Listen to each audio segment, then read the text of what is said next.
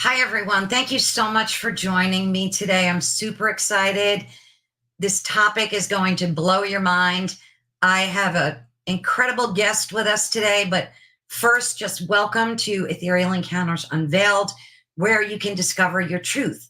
Today, we're broadcasting live on the United Public Radio Network and UFO Paranormal Radio Network 105.3 on the Gulf Coast and 107.7 FM in New Orleans. Please join us in one of the various chat rooms and connect with our guest. I'm sure he would love to take your questions. So I want to tell you a little bit about Clint Weldon first before I bring him on. Clint Weldon is a photographer and artist and the host of Night Shift, an ongoing project exploring society and culture at the intersection of extraterrestrial contact, catastrophic climate change, and artificial intelligence. He streams thought-provoking interviews with leading experts, researchers, and activists. His show, Night Shift, offers a compelling journey into the UFO phenomenon, inviting listeners to challenge their understanding of reality and expand their intellectual horizons. Weldon's unique approach to engaging with diverse voices and ideas cultivates an environment of curiosity and critical thinking, essential components in advancing our comprehension of these enigmatic subjects. Today, we're going to be discussing the many aspects of UAP, UFO, government disclosure, and recent rumors of a possible event that is supposed to take place sometime in 2027. We're going to be asking questions like, could open contact with another civilization be imminent? And if so, what are the implications to society? So with that, Clint, thank you so much for joining us. Thanks for having me, Caroline. It's great to be here with your audience. I have to say, I love your video casts on YouTube. You have the most amazing guests. Your topics are always unbelievably interesting, and you ask the most unique, spectacular questions. I'm like addicted to watching all of them. So thank you. And I encourage folks to head on over there. Well, thank you for the kind words. I'm glad you're a fan. Oh, yeah, big time. Big time. Okay, so let's hit the ground running with government disclosure. I want to know first, what does it look like to you? If in a perfect world, what would government disclosure look like to Clint? Oh, what would it look like? That's a great question. The Disclosure Act that is currently working its way through Congress actually spells out a procedure for this that is better than anything I could have come up with. And it is so detailed and so specific that would be the one. So basically what that breaks down like is there would be a congressionally mandated panel of experts across disciplines, 9 people. Some of the expertise they were looking at were like a sociologist, an economist, a biologist, a physicist, a psychologist, different expertise across a wide variety of fields. And this group would be given access to everything that's available presently in the American collection, if you will. And they would be able to review all of the technology that's been recovered, all of the data that we have. They would have carte blanche access to all of this. And then they would get to decide internally which pieces of this information could be disclosed to the public without threat to national security. And then that process would lead to the National Archives producing a compendium of information that would be made immediately available to the public to basically spell out everything that would need to be spelled out for people. There's an internal process built into this bill that would allow for periodic review of anything that wouldn't be declassified. So things that, let's say they come up to some of this information and they determine that for whatever reason, it has to remain classified for a period of time. In the bill, the original wording of the bill, there was a provision there for that to be reviewed in a period of years. I think it was something like 10 or 15 years. And it has to be re-reviewed again and again. And they have to basically keep, if they want to continue to keep it classified, they have to make the case every review period as to why that needs to be classified. So this whole bill is designed specifically for that purpose. And it's the original, in its original wording, it was pretty tough. So I wanted to ask you, I probably should have asked you that first, but what got you involved in all this? How long has it been, this journey for you?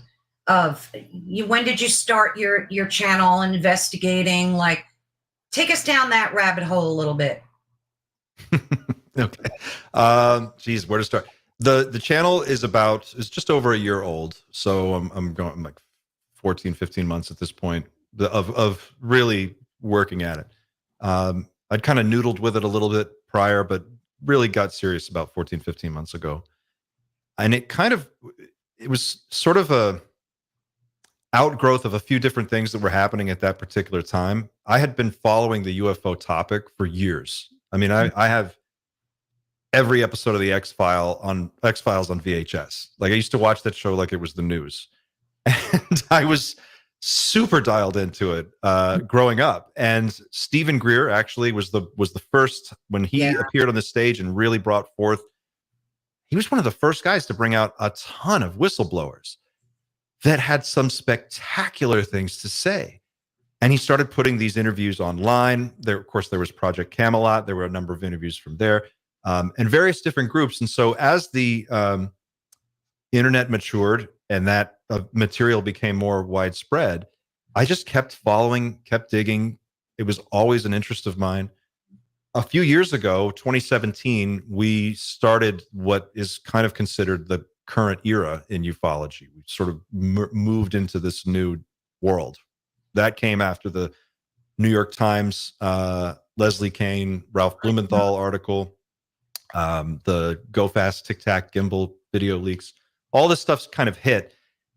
And suddenly it was being discussed in a very high profile way that I hadn't seen before. And so I took notice of it, and I started to pay even closer attention to this space as that developed, and To the Stars Academy and Lou Elizondo and all this stuff started to happen.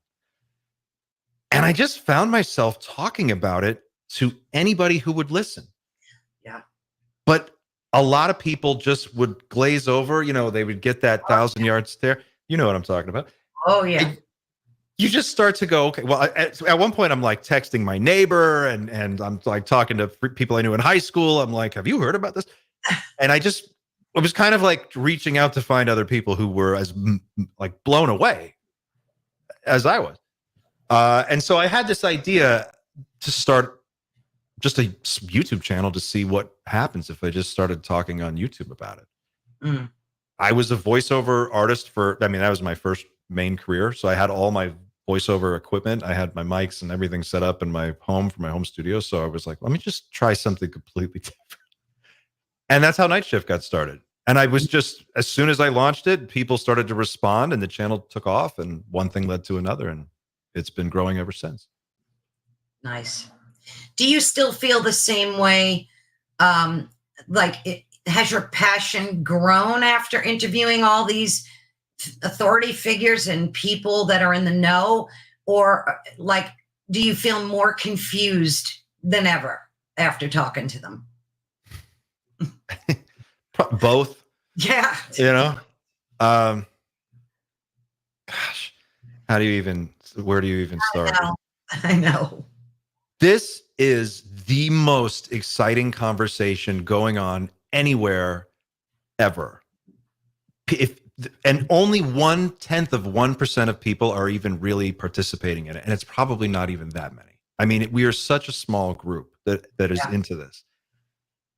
But as fantastic and unbelievable as some of the stuff that we'll get into, I'm sure, tonight, as fantastic and unbelievable as that may be, it just so happens that a lot of this, some percentage, is true. And it almost doesn't matter what parts of it are true in the end, if you really follow this rabbit hole all the way to the end. And if we eventually do get some answers, which I imagine we'll get more answers, but probably not all of them.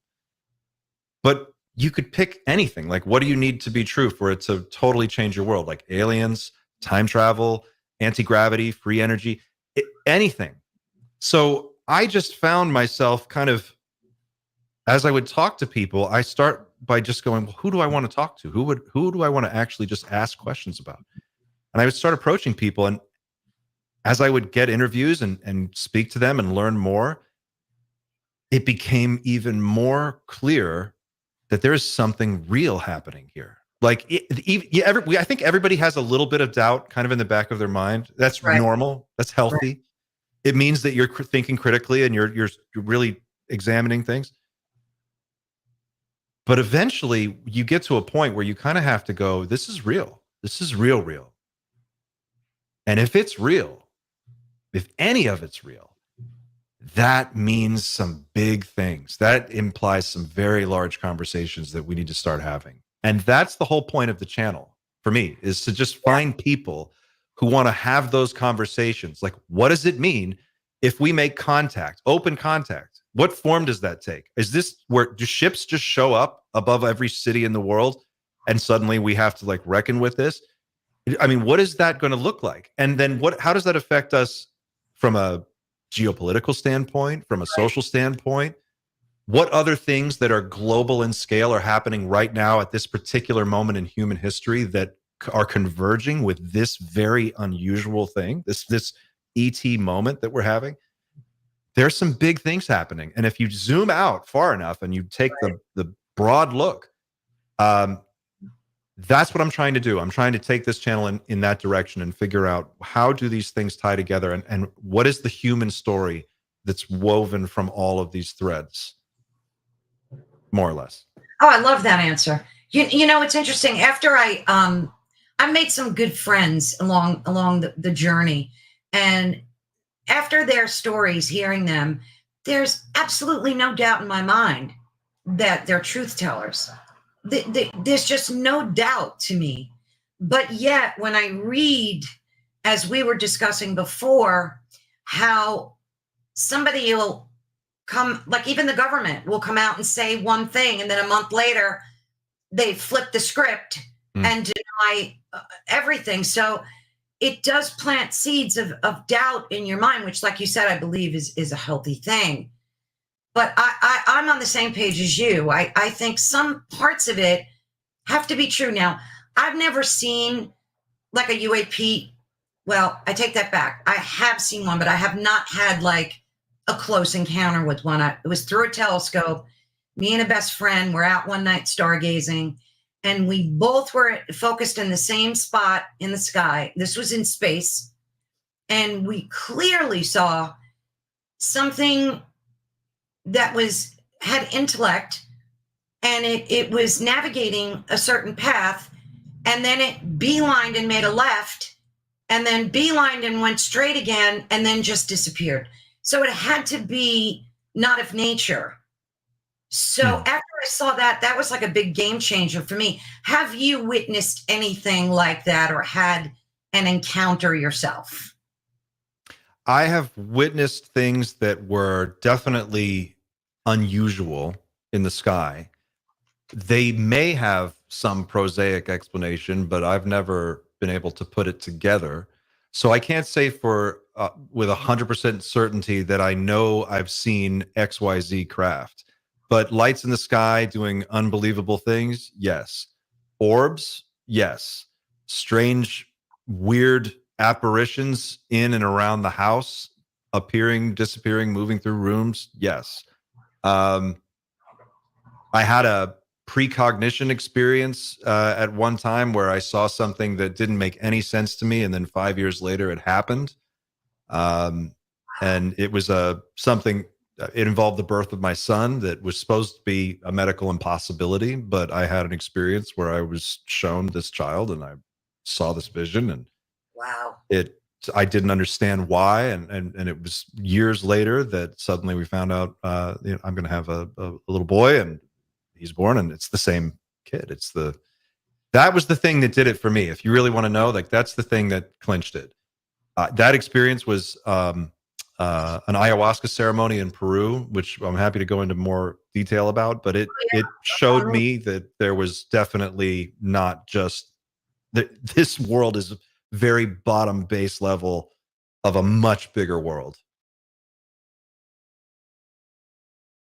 Ayahuasca experience. I ask because I've been reading a lot about and listening to various people talk about the connectivity between UAPs, the paranormal, Bigfoot, how it's all like dimensionally connected somehow.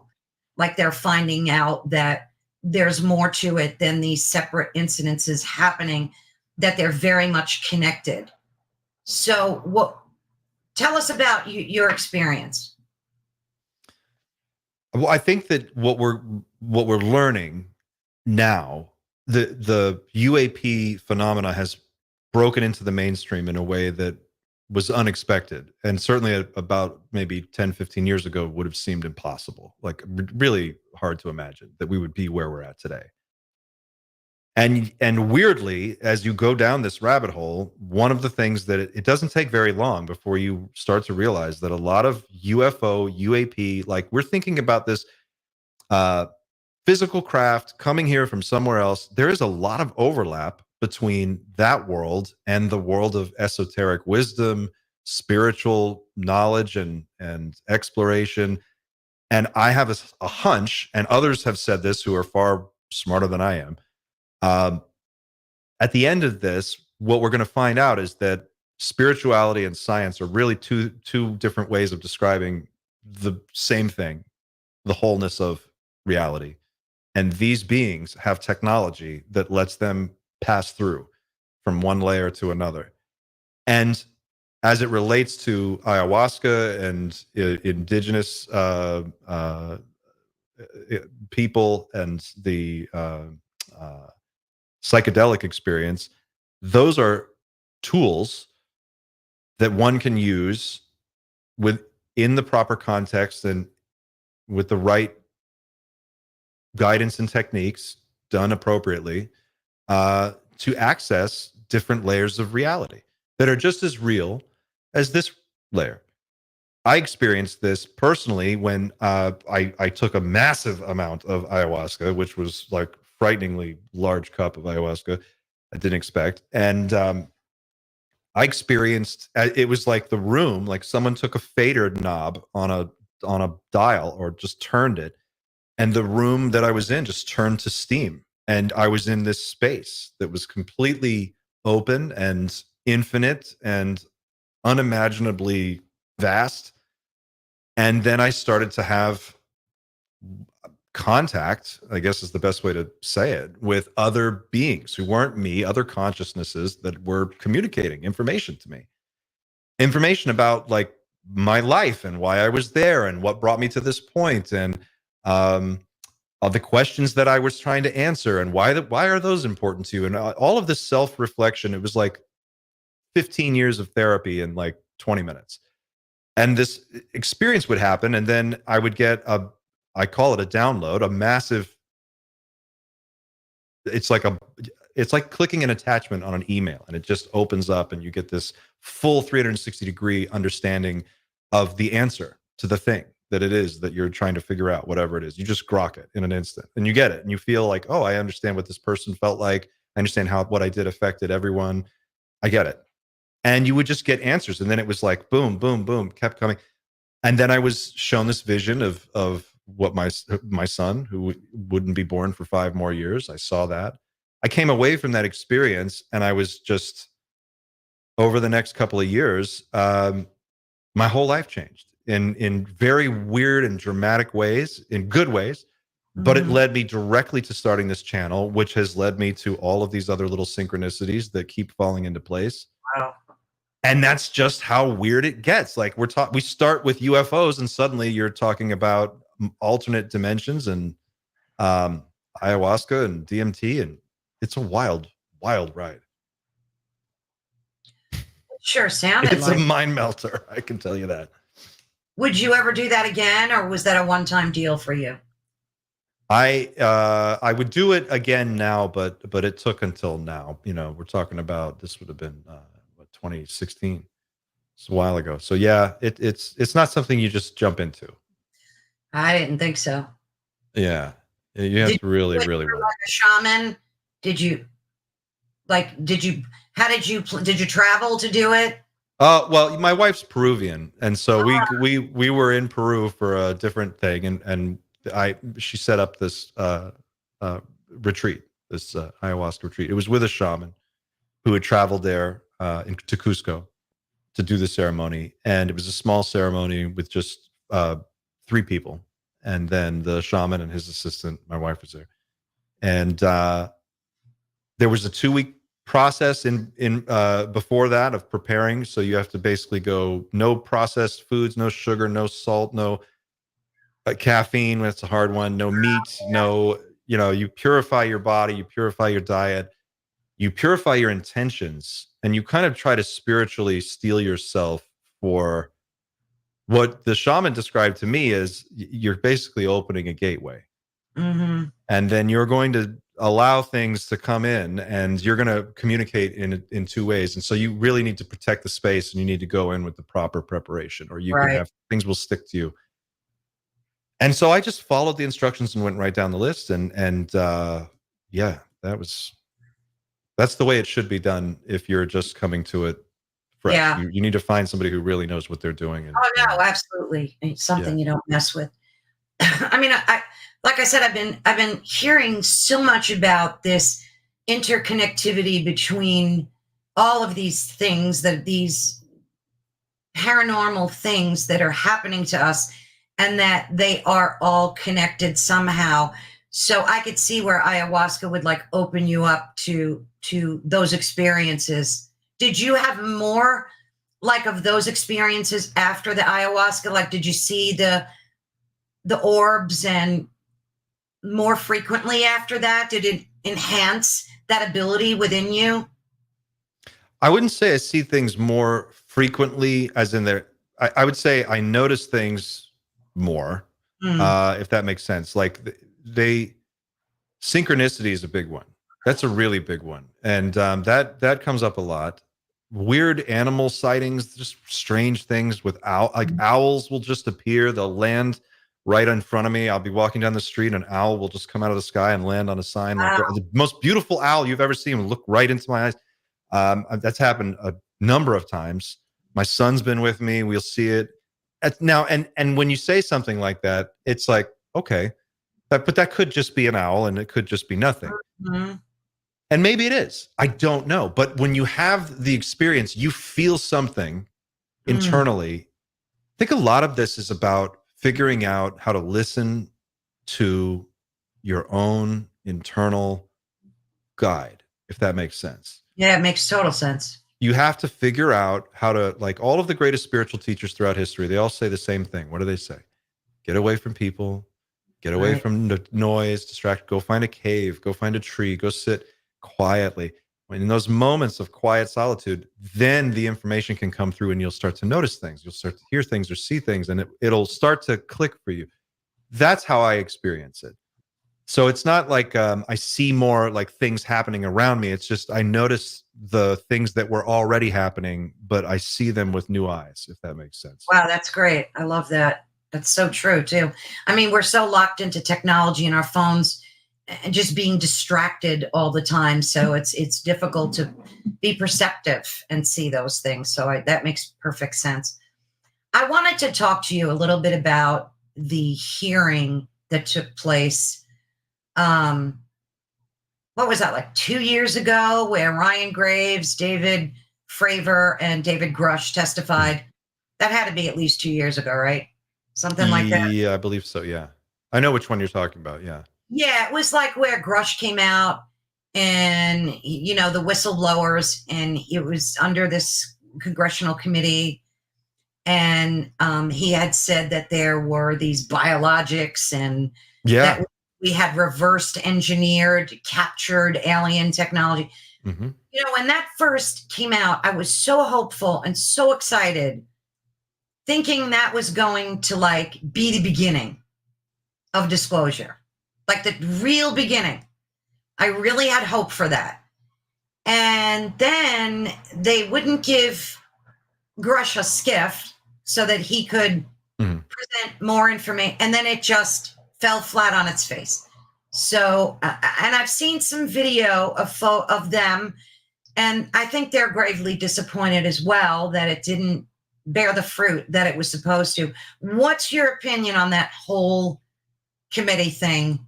And what do you think is next in terms of whistleblowers? I know it's frustrating if you watch from the outside and you're waiting for something to happen. It can be frustrating because it seems like nothing's happening, and then something will happen, but it's not quite the thing we're looking for. I think it's important to be clear about what it is we're talking about. When we say disclosure, that can mean different things. To different people, it means different things. There's disclosure, government disclosure, which to me means the government disclosing the money that's been spent on these programs, or the, we look at the records, we get to see the books, we get to see like who was responsible for what at some level. And ultimately, the goal of disclosure would be to reveal the location of the craft, the bodies, the technology, so that we can actually see it. And the idea being that if we can see it ourselves, then that puts this whole thing to rest and we can all move forward and figure out what we do next. So when we say disclosure, that's kind of the scenario that most people envision. But another scenario that's just as important and not necessarily connected to disclosure is contact. Contact of any variety with any other intelligent species, acknowledged openly and publicly, like say by a private university, or it doesn't have to necessarily always be the government, but some form of contact would have a similar effect, because it would kick off this next level conversation about, okay, well, who are we as a species? What is it we're trying to do here? How do we have relations with these other beings? What's happening in the disclosure world is this is just my speculation, but others have also speculated on this in a similar direction. So I'm not alone in this. Some faction within the program is trying to break free and push disclosure in some way. They want this information out. And what you're seeing now is a struggle between that group of individuals and the group that wants to maintain the status quo as it's been. Are you talking about government officials?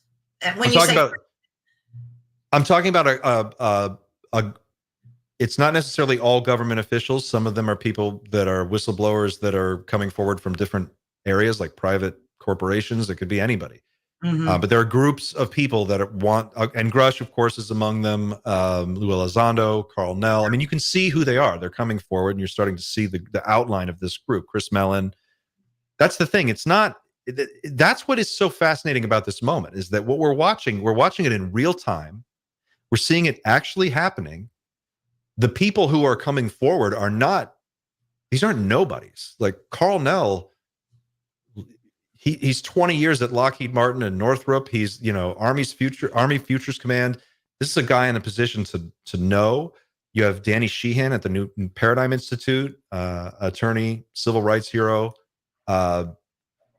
These people are coming forward and they're telling you, we've got the bodies, we have the craft. To me, that's a form of disclosure. Like Grush is disclosing it right there. He's telling you. Right. Carl Nell, when he spoke at the SALT conference in New York, he said to a room full of Wall Street investors, venture capitalists, he said, there is zero doubt. Non-human intelligence is here and has been here interacting with humanity for a very long time. This interaction is ongoing. There are unelected people in the government who are aware of this. And then he's asked, how sure are you? And he goes, there is zero doubt. The most military answer you can give, the kind of answer you give to the president if you're like, sir, there's been a nuclear launch, we need to react. What do we do? How sure are you? There is zero doubt. Yeah. There's no room for wiggling on that. So the official disclosure, what would be great about it is that the way that bill was written, it included a clause for eminent domain, which would allow the federal government to go in to Lockheed Martin, to go into whatever military contractor and say, show us the craft, with a team of people from the Attorney General's office and, FBI in tow. Like that's the kind of power that was in this bill. So that it was like basically no BSing around anymore. We want to see what you have. If the government paid for it, if taxpayer dollars paid for it, if you have been doing these programs without congressional oversight, these are illegal operations, and we need to see the books. We need to know what's going on here. That's the part that they're pushing back against. That's the part they really don't want to see go through. So to the extent that where we're at, we've made tremendous progress, and it's ongoing. Yeah. There is also this conversation going on right now about something called catastrophic disclosure. And this came from a presentation that Colonel Nell made at the Soul Foundation Symposium in 2022, I believe it was. And he was giving a presentation and he said, we need to complete disclosure by this date. And he shows this slide. It's kind of famous now. You can go online and look it up. And it's got the phases of disclosure, which start with something really simple, like just get people to accept that this is real. And then step 2 is get them to start talking about what it means. And step 3 is like get academic institutions to start researching this. Anyway, by the end of the disclosure process, I think the date was 2035. They said it had to be complete before then. Or, and this was the weird part, catastrophic disclosure. So what is catastrophic disclosure? It's an uncontrolled, sudden, immediate disclosure of information that just floods out, and there's no rhyme or reason to how it just all happens. And we are left to just deal with that in the immediate aftermath, whatever that means. And that's how he's described it. And it's been discussed that that's what's going on right now. We are seeing the early stages of a tidal wave of whistleblowers about to break that are going to supposedly be spilling the beans, whether or not disclosure gets passed in Congress. I don't know. Sometimes I think the deep state that's behind all this is so deep that they only put forth, these little tidbits of evidence and only to take it away. And I don't know. Sometimes I lose hope when it comes to government disclosure. I think it's going to be, like you said, the people, these fractions of people that are going to do it. Well, there's another wrinkle in this that's very interesting. About just over 2 weeks ago, I think it was just about 2 weeks ago, Danny Sheehan and Jim Garrison of the New Paradigm Institute gave a presentation at Yale University. And for about 2 hours, they went through and explained they made the entire case for what's going on, where we're at right now in this process, and what we can expect to happen in the near future. And at the end of that presentation,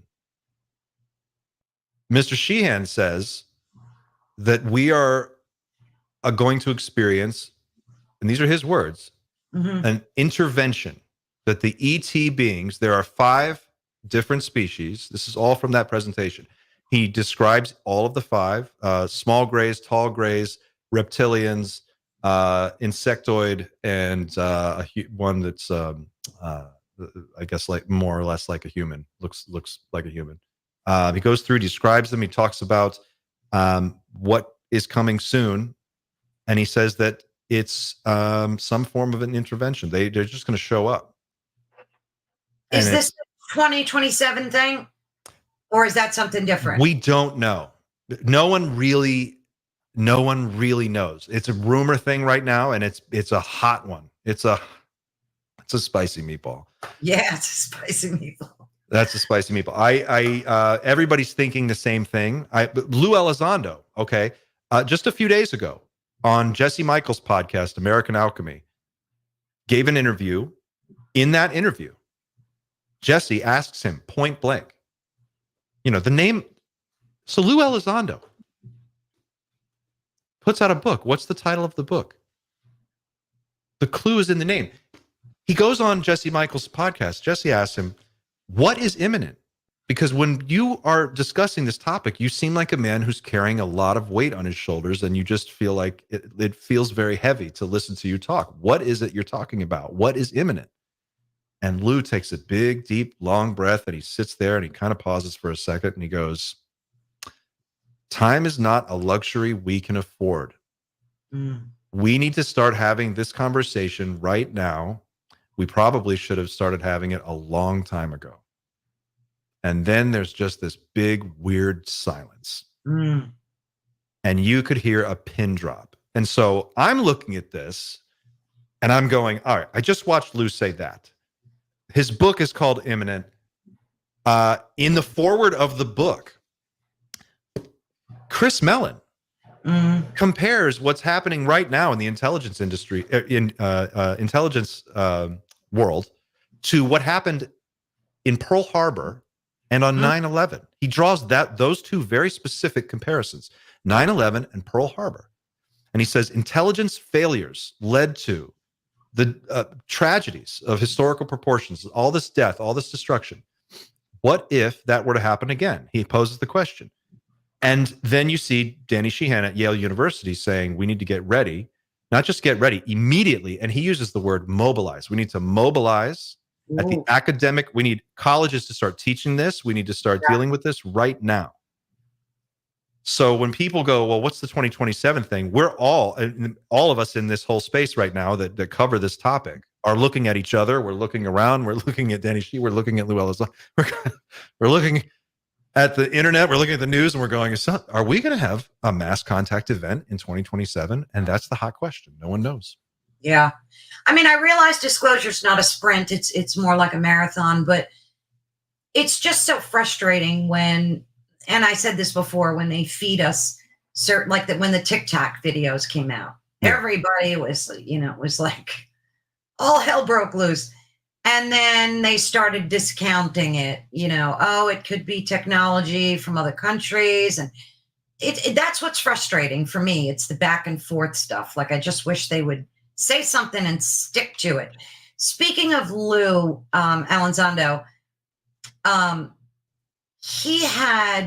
read in an article that it might have been in his book or on some article he wrote. He said, someone stopped me in the halls of the Pentagon and said, have you read the Bible lately? And he said, I was kind of surprised by that question. He said, I know what the Bible says. May I ask what this is specifically about? What do you mean? And this high government official said to him, what we're dealing with out there are demons. There are demonic beings out there, and we shouldn't be looking for them. And that was the reason why they ended his program. I don't know. What do you think of that?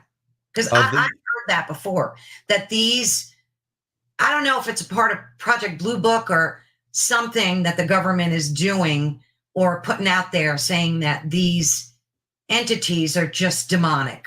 And for Lou to make that statement kind of makes you wonder. He's talking about a group that is referred to in the book as the Collins Elite. And the Collins Elite are a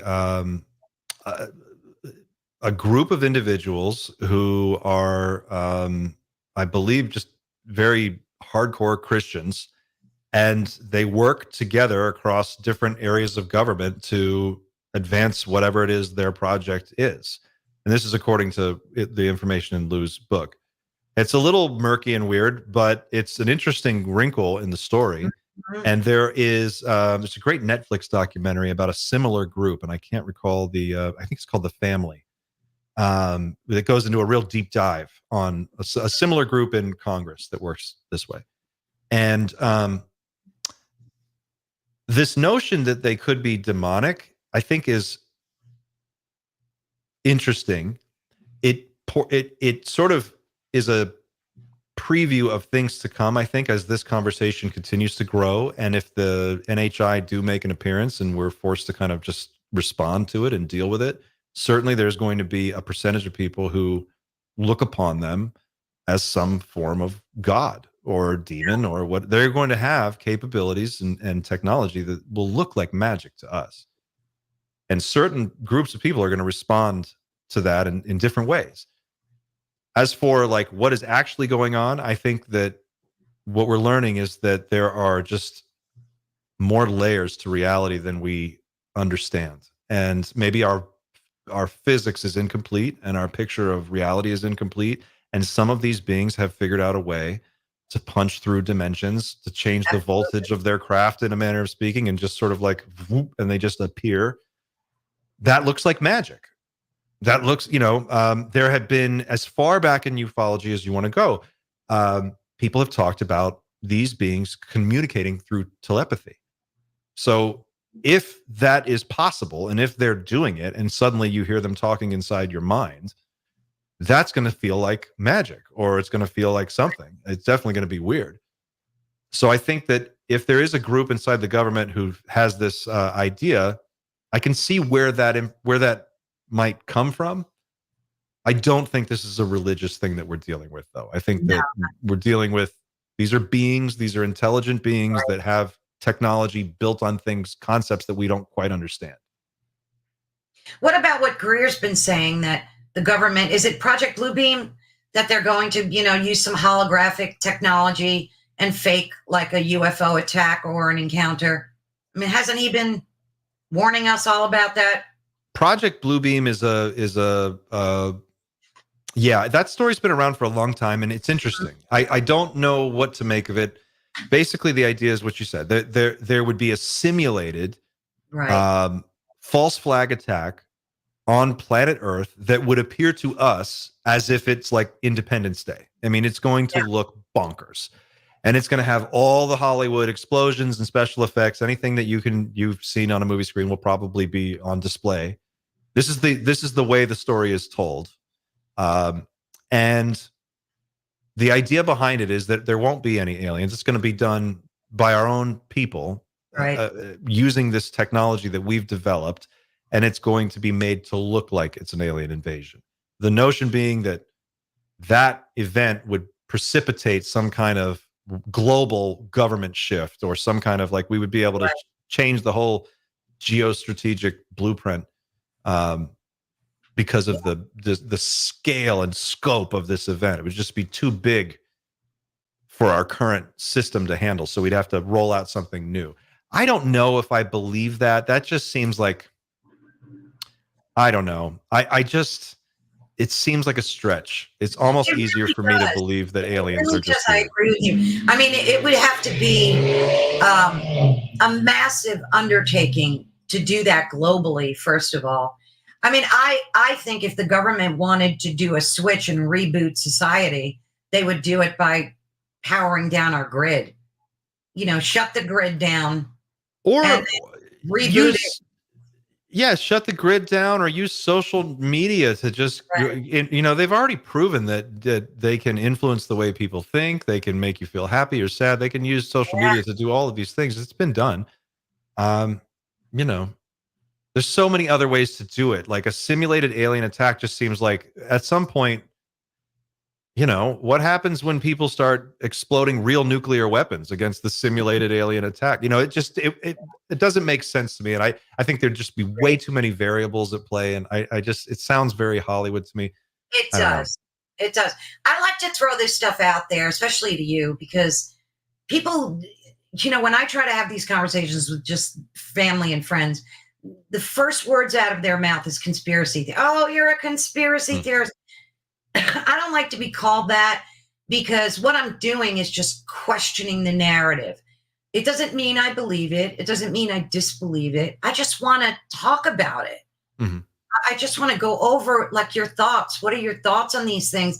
But some people are just so closed to even the topic and just having a 30-second conversation about it. So I like to throw stuff out there and see what you think about it. Sure, yeah. I mean, that whole conspiracy theory thing is intentional. That was put there. There's been an extended, multi-decade long campaign by the Central Intelligence Agency to stigmatize this topic and make everybody who talks about it seem ridiculous. Exactly. Even Harvard professor John Mack, professor of head of the psychiatry department at Harvard University, famously wrote a number of books on alien abductions, and one of the most prominent figures in ufology was almost thrown out of Harvard. In fact, it was like they called him in front of a review board just for looking at alien abductions. Oh. And they told him that he was crazy, and all his colleagues were like, we don't know what's going on with John. And actually, and the guy who represented him in that scenario was Danny Sheehan, actually. Oh, wow. Yeah. So Just you're seeing what you're seeing the ripple effect of many years of that to just make it look stupid and talk about it in dismissive terms, and we've cracked that now. That wall is down. I think so too. I think so Yeah. too. Yeah. So not off topic completely. I know you're into like environmental weather modification stuff, right? As well. I think I read. What do you think about all the chatter that is happening with HARP, that these hurricanes are being directed by government means? And I mean, what's your take on that whole thing? Let's just get it out there. It's not what's going on. That's not it. Can the government, does the United States military have the ability to modify the weather? Probably in some way. I mean, it's a powerful weapon. It's one of the most powerful weapons of war. Like, the weather is a huge factor in everything. Certainly in Dubai, they seed the clouds. They can make it rain. Yeah. They can do, so it can be made to happen. But the idea that there is a way to create a hurricane and then hurl it at Florida for the purpose of what? I don't understand. Like, what is the goal here? Well, the goal was for minerals and valuable, I guess, like quartz or whatever. It depends on the state. But I read that all the time, that like the people don't want mining there. And then the government gets frustrated because there's billions of dollars worth of rare minerals. And then they come along and destroy the area with a tornado or a hurricane, and then they use eminent domain to take over the land so that they could mine. I mean, it's just so complicated, and it's like, and so convoluted, and it doesn't make any sense. And like, so many wealthy people live in Florida. There's so much money. There's so much beachfront. There's billions of dollars in beachfront property. Like, why would someone send a hurricane is like an atomic bomb that just hangs around for 2 weeks and just steamrolls you. Yeah. It doesn't make any sense. Like, why not send that? If you got a weapon that can do that, send it to China, or send it to, send it to a real adversary. So I think the problem is that the information space is polluted. It's polluted by disinformation agents from a variety of different sources. Some of them are government, some of them are corporate. Some of them are corporations that want to just change the conversation and get people talking about other things. The planet Earth consumes about 100 million barrels of oil a day. A barrel is 55 gallons. So picture 55 gallons of oil, and think of 100 million of those. And that's every single day, 365 days a year, every single year for like a century. We've been doing this. Now, obviously, we're burning more as we go, but starting out to now, we've been doing this for over 100 years. Here's what's going on. People don't like me because I have to keep it real, but we've changed the chemistry of the atmosphere of the planet Earth. We have changed it measurably. This is chemistry and physics. It's the most basic science we have, that we know what we've done. We've created a situation where the climate on this planet is in free fall. We have shot past the 1.5 degree pre-industrial warming target that we were supposed to maintain. We were supposed to stay way below that. We blew right past it. We're going to go straight on to 2. Past 2, they really don't know what we can expect, but we don't expect civilization to survive anything past 3 or 3.5 degrees. Past that, and that's official. That's been looked at by scientists all over the world. That's been published. The Defense Department has looked at that. The Pentagon has looked at that. The Australian Ministry of Defense has looked at it. What you are seeing right now is a planet whose climate system has been so destroyed and disrupted that it is in free fall, and we are seeing those effects play out all around us with our very eyes. If you live anywhere in the world, you have seen in the last 24 months crazy weather that 40 years ago was unbelievable. You couldn't imagine it. And like snowstorms in Austin, Texas, and wildfires just burning the entire west coast of the United States, and Australia just burning. hurricanes going from 0 to a category 5 in 48 hours in the Gulf of Mexico, where the water, I live near the Gulf of Mexico, is bathtub warm all year long. Temperatures of the ocean are exceeding all the predictions. The most alarming predictions they had 10 years ago, we've blown past all of them. And here's the real kicker. That conspiracy, which is very real, and it's being perpetrated against all of us, everyone in the world, it's being done by a small group of very wealthy corporate interests that make a shitload of money. Sorry, excuse my language. Pumping oil out of the ground and selling it. And that is what the whole global economy is running on. And so people get this idea that there's some kind of super conspiracy theory about what you see when you look out your window. It's not. It's super simple. We've screwed up this planet. And if you want to know why the ETs are here and why NHI is visiting and what's going on with all that and why is this happening, you have to zoom out and look at the global problems.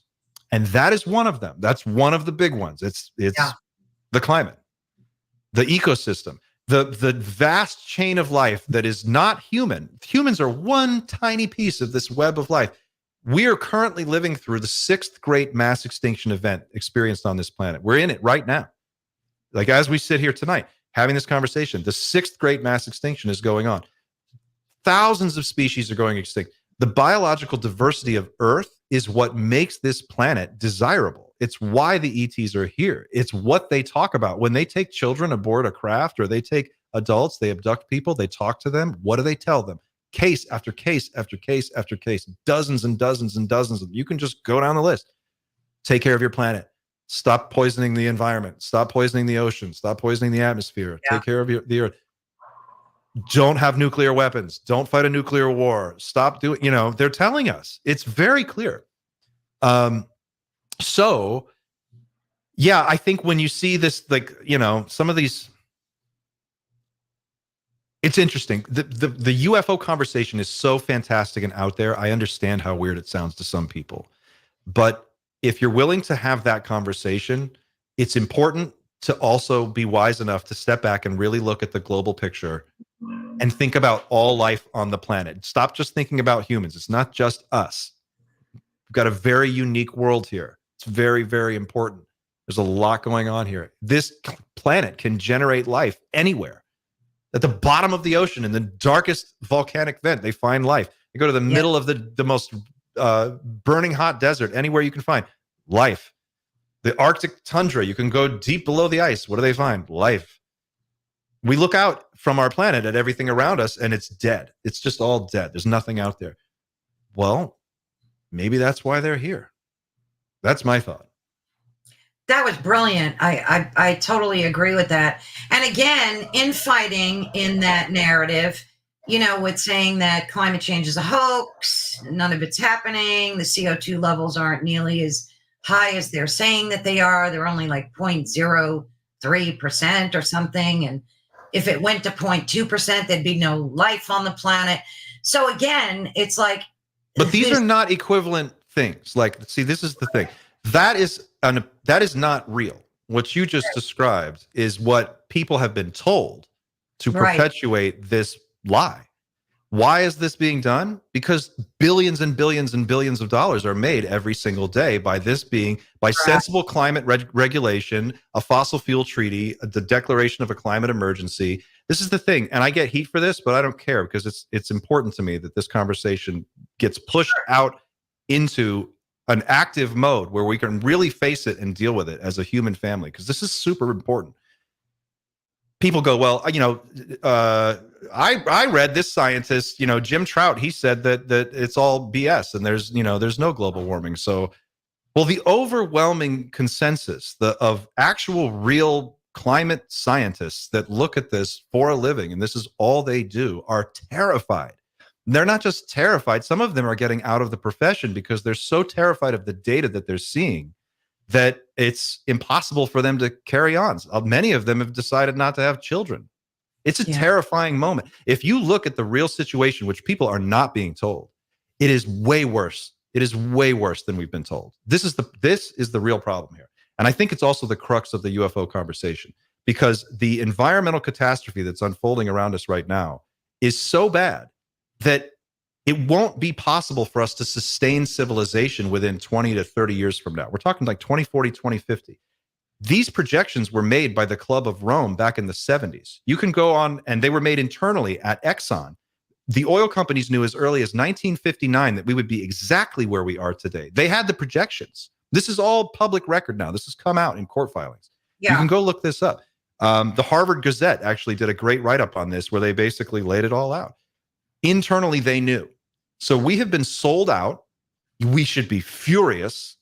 It is appropriate to have a level of righteous anger about this topic because our lives are at stake and a very small minority of people have put us in this position. And if you have children or grandchildren or you have any investment in the future on this planet, we've got to pull our selves together, and we have to really start dealing with this as if it's a real problem, because it is. Is oil the demon? I mean, is that, you mentioned the amount that we've been using and burning. Is that the main problem? I mean, there's a huge push for EVs, but people don't want them. They're not where they need to be, I guess. Well, EVs aren't just for one thing, I don't know if people don't want them. Everybody where I live drives a Tesla. So that's like, I don't. I wish I did, but but everyone around here has one. People want them. It's not where it needs to be yet, the technology, but I don't even think that's the best solution. Electric cars are just a way to keep selling cars. Electric cars are a technology that does one thing. It keeps the car industry, the automotive industry, in business. What we should probably be talking about more is sensible urban design with better mass transit and a lower reliance on air travel to get around, high-speed rail. An enormous infrastructure effort is needed immediately at a level of what we can only think of when we think in scales of like World War II. We have to be on that level. And we need to rethink that we've built a world for the automobile that just doesn't make sense. Yeah. Our infrastructure is a nightmare in this country. It needs a complete redo. I personally like EVs, but I think they need to evolve yet. There's got to be a lot of space for them to be, to evolve. They need to get where they can go 500 miles, they can charge in less than 5 minutes, and they can get wet and they won't catch on fire. That was the big thing. I just went through, I'm in Florida, and we just went through another hurricane. My son just turned 3. He's been through 3 major hurricanes in his lifetime and a gigantic flood. And all of these Teslas that got submerged in the flood, they just burst into flames, and it's dangerous. It's a weird, lithium ion is a weird technology, but Samsung's coming out with some solid state batteries that are supposed to solve that problem. I heard about that.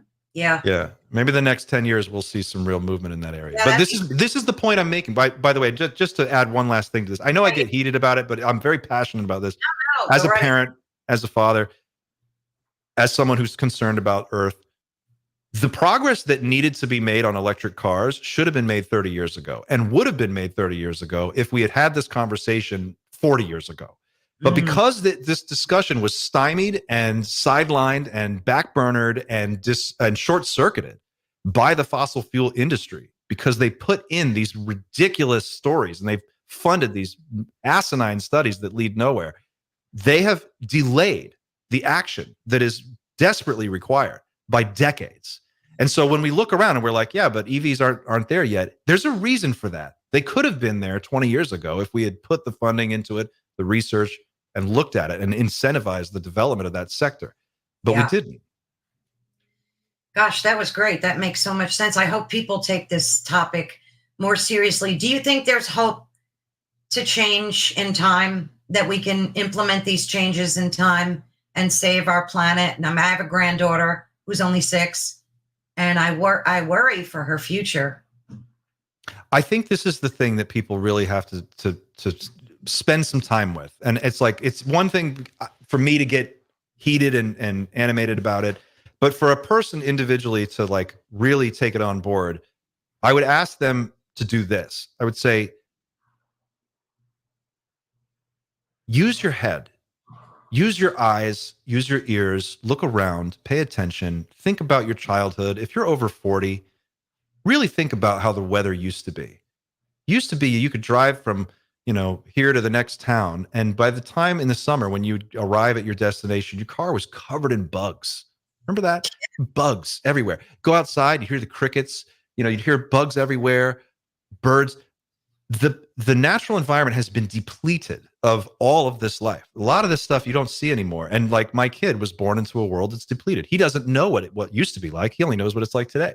So there's this like rolling generational thing that keeps going as things deteriorate. They just expect less and expect less.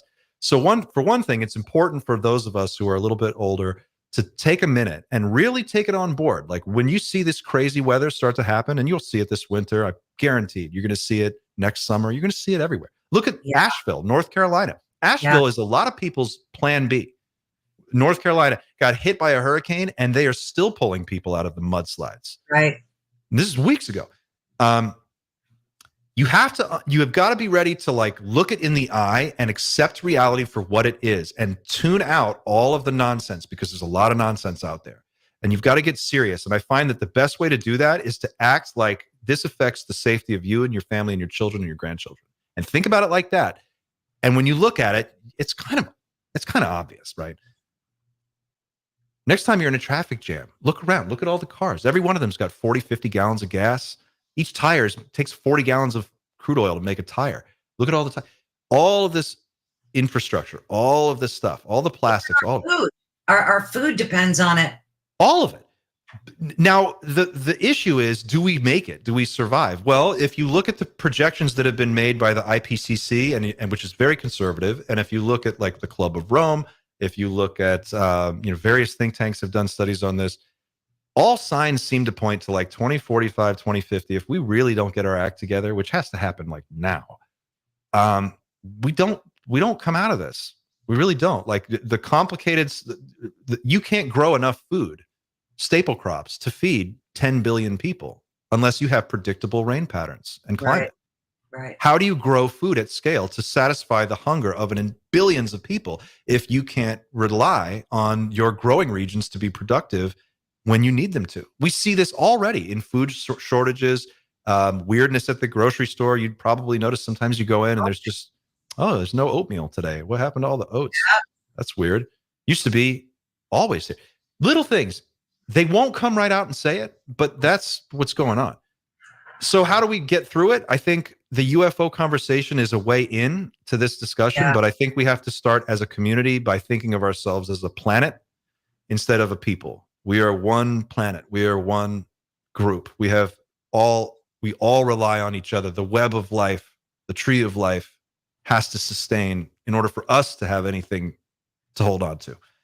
So we have to just adopt that global mindset. I know it sounds cheesy, but that's the only way out of this thing.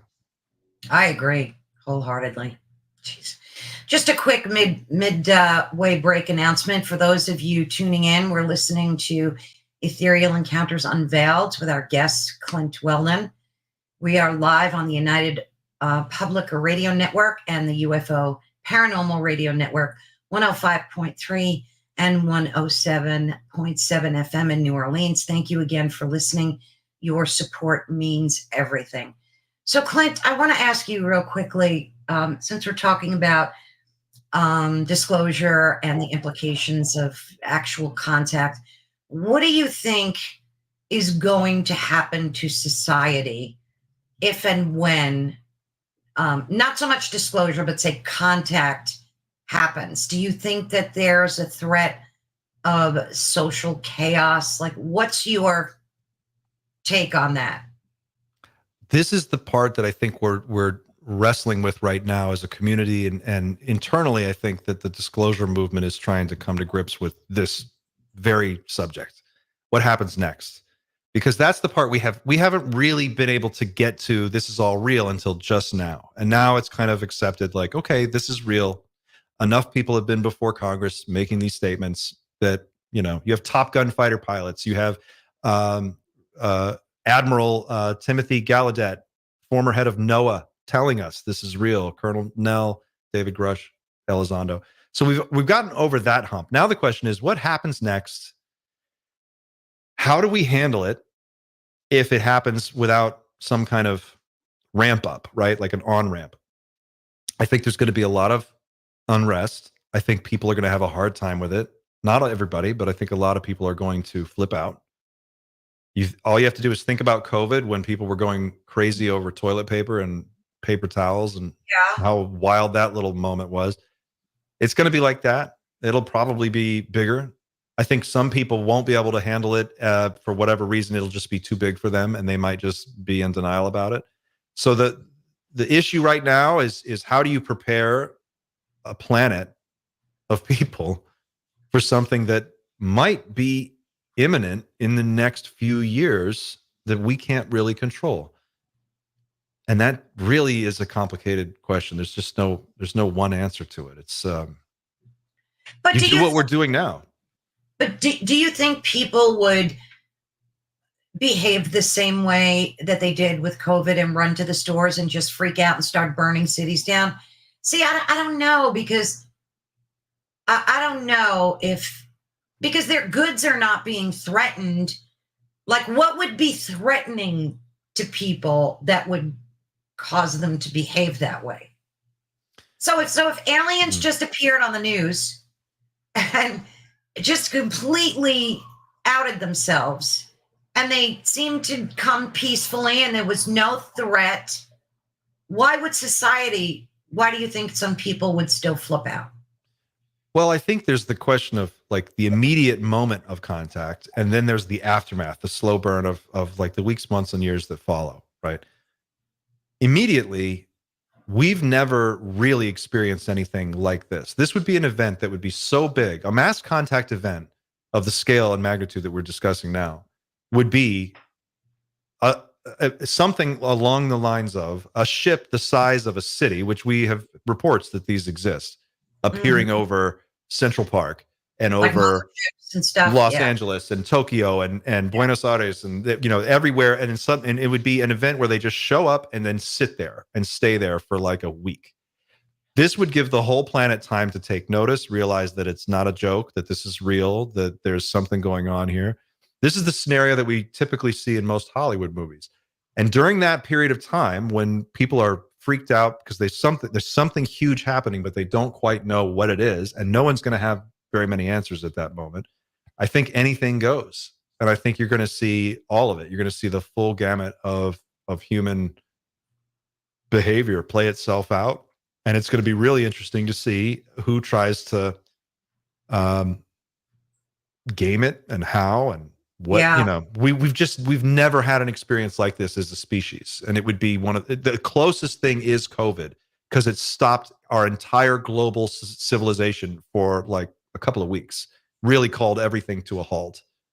And we just, as a planet, we're so siloed into our own worlds. Like, we've got our own internet, our own phone, you're in your phone, you're living your life. It's bespoke kind of for each one of us.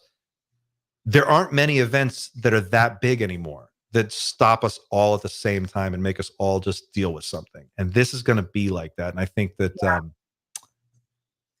anything goes. I would just say be ready for anything. What about other tragedies that we've experienced in the past? Kind of things went back to normal after, a certain period of time. I don't really remember. Even with COVID, it's not like people went out and started burning down towns. They did pillage grocery stores and worry about toilet paper and dopey shit like that. But I don't know. I tend to think it would be more fear, that people would be afraid and just stay locked in their homes. And then you have to think, well, some people will take advantage of that, right? Like some people who are a little less fearful are going to be prey upon those people. It's just going to set up an unstable situation.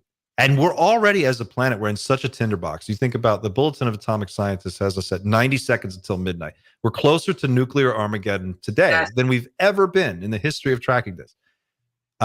We know that any second we could kick off World War III. I mean, just look at the way things are going right now. Anywhere in the world you look, they just today, 10,000 North Koreans are going to fight in Ukraine.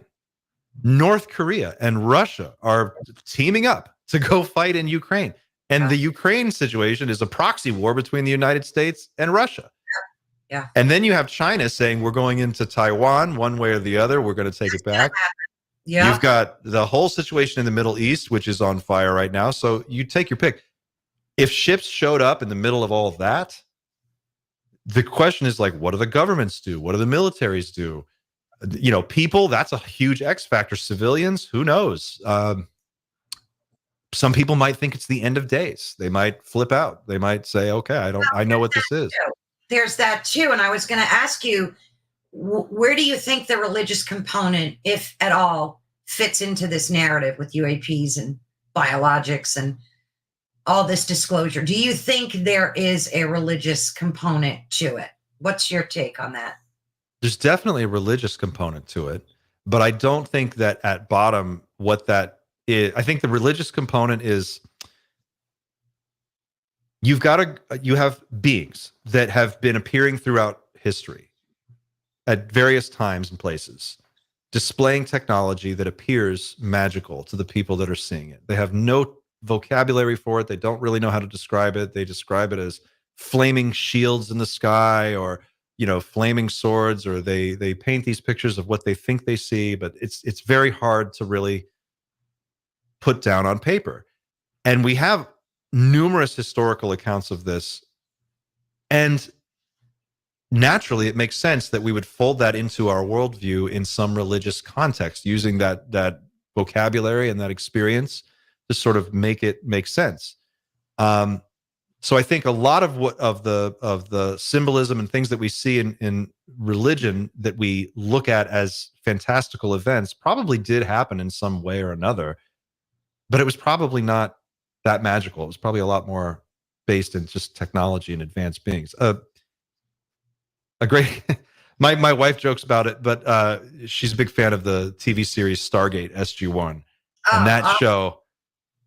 The film Stargate is kind of about this topic. It's like, aliens come to your planet and set up shop, and they tell everybody they're gods, and that's just, so we go on. And I think what we're going to find out at the end of the day is that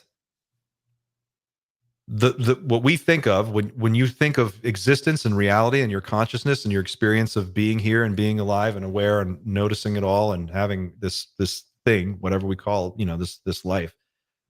I think that experience is a lot deeper, bigger, and broader than we can possibly imagine. And I think that there's a continuum there. And I think these beings just represent another layer of the continuum.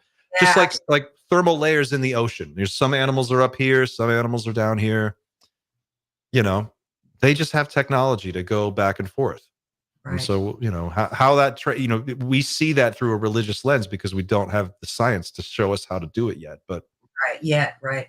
Haven't you noticed, I'm sure you have, that there's definitely a spiritual awakening more now? I mean, it's everywhere on social media, people talking about it and experiencing it, whether it's extremely religious or spiritual, because, there is a disconnect between those two. Some people separate them very much so, but what do you think accounts for that?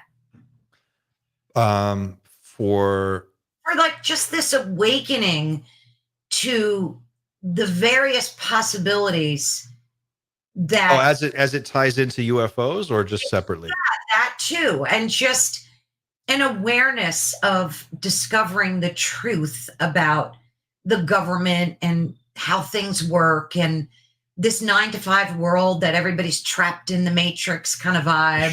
Sure. Like, people are just waking up to it. I credit COVID with that. I think COVID was the break everybody needed. COVID gave us a chance to stop the hamster wheel that we were all on, and everybody had to stop. And because everybody had to stop, the boss had to stop, the CEO had to stop, all the people on the line had to stop, all the workers had to stop. Everybody had to take a break, and it was enforced. And because of that, we had a chance to take a deep breath, step way back, and just hang out with our kids and our families and our friends, and go outside and not see cars running around. It stopped the world. And I really do believe that at the end of the day, that was the moment where everybody kind of took a beat and just said, I'm just not happy doing it this way. Right, Like, right. this is way nicer. Why? How do I spend more time with my family? Why do I have to work so much? Can I work from home? There, like, why not work? Okay, well, we tried that. Oh, now we can work from home. Okay, and then suddenly we're having a conversation about the way that people interact with their employer. Well, if I'm working from home, then shouldn't I get paid for the space that I take from my home to turn into an office? Like, maybe. Right. So we're having this larger social conversation about different aspects of our lives that we want to improve. And COVID was the break we needed to do that. Now, how that ties into a spiritual awakening, I think that people, once they realize what's important, really important, at the real core of it, your family, the things that matter, the things that make you feel alive. You want more of that. You want to be with that. You want to find a way to that. And that causes people to start looking inward and asking themselves serious questions. And I think that is a step, if not the most important one. It's certainly one of the earliest ones on the road to that self-exploration. And I think UFOs, this is in a much similar way, these kind of things are happening at the same time. UFOs inspire us and show us that the world is way bigger than we've been told. It just shatters that whole paradigm. If you go, if this is real, I've got a Top Gun fighter pilot, one of the best fighter pilots in the world, saying it's real. Do you believe this guy? He's, they entrust him. This guy is a guy who could launch nuclear weapons out of, he could drop a nuclear weapon. And they're telling us, high-ranking military officials, high-ranking government officials, former heads of CIA, all these people, senators, congressmen, a number of presidents, Bush, Obama, Trump, Carter, we could just keep going down the list. They're all telling you this is real. And when you hear that and you really finally take it on board, it all settles. You just go, well, if that's real. Yeah. There's so much more I need to learn. There's so much more. It's hugely inspiring. It is. And that's why I love these type of conversations, because they really, everything just floats to the top, and it's refreshing for people to be able to hear different perspectives about things. And the thing that worries me is the contact aspect of it. So if it does happen, whether in 2027 or whenever, I am concerned about how people will react. But then I think about, as I said before, some of the other events that we went through as humans.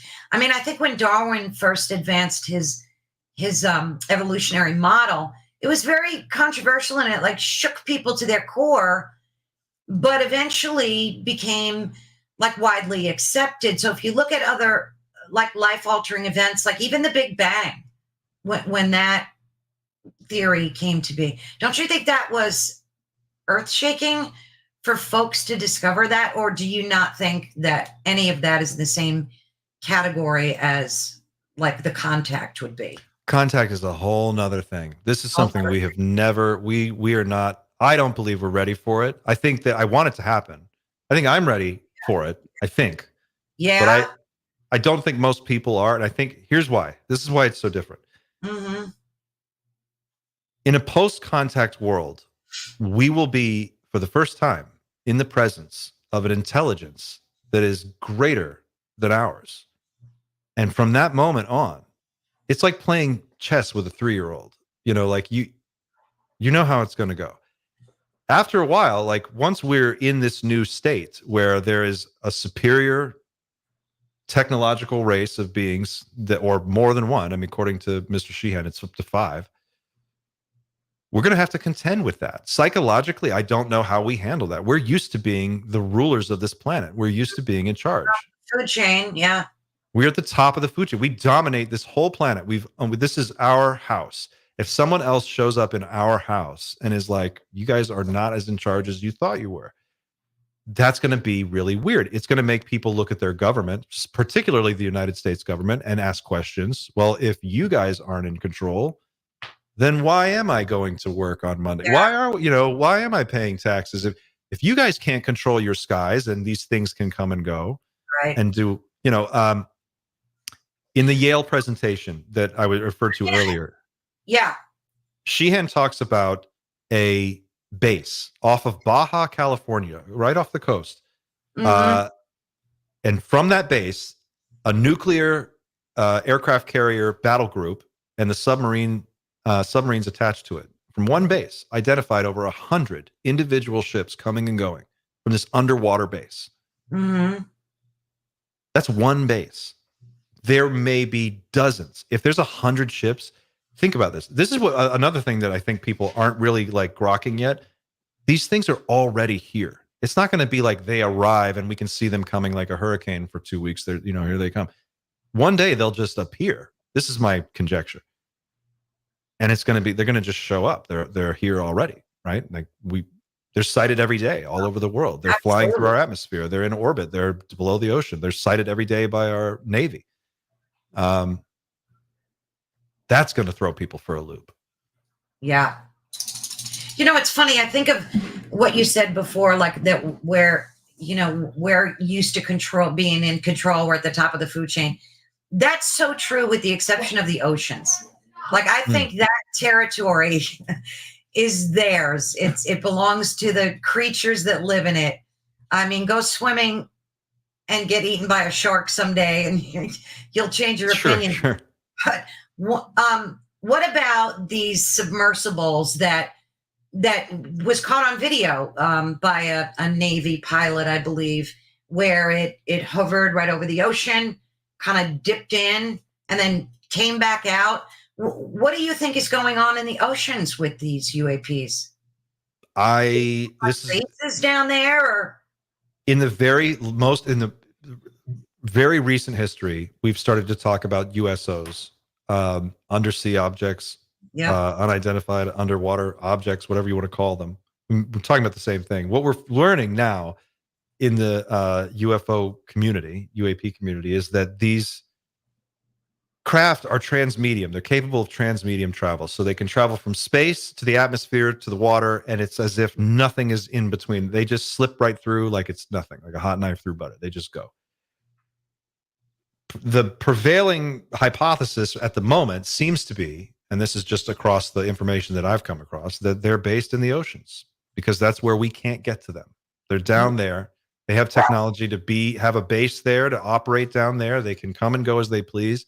We can't get to them, but they can get to us. Right. That makes a lot of sense.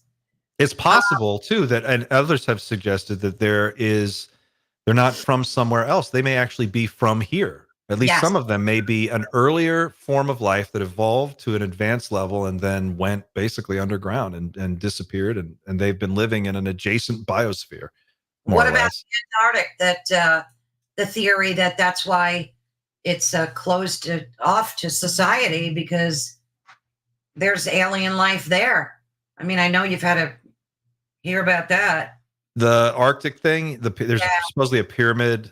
I've heard rumors of this. There have been, there's a very famous Admiral Byrd expedition to the Arctic where they claim to have come into contact with discs that incinerated half their people.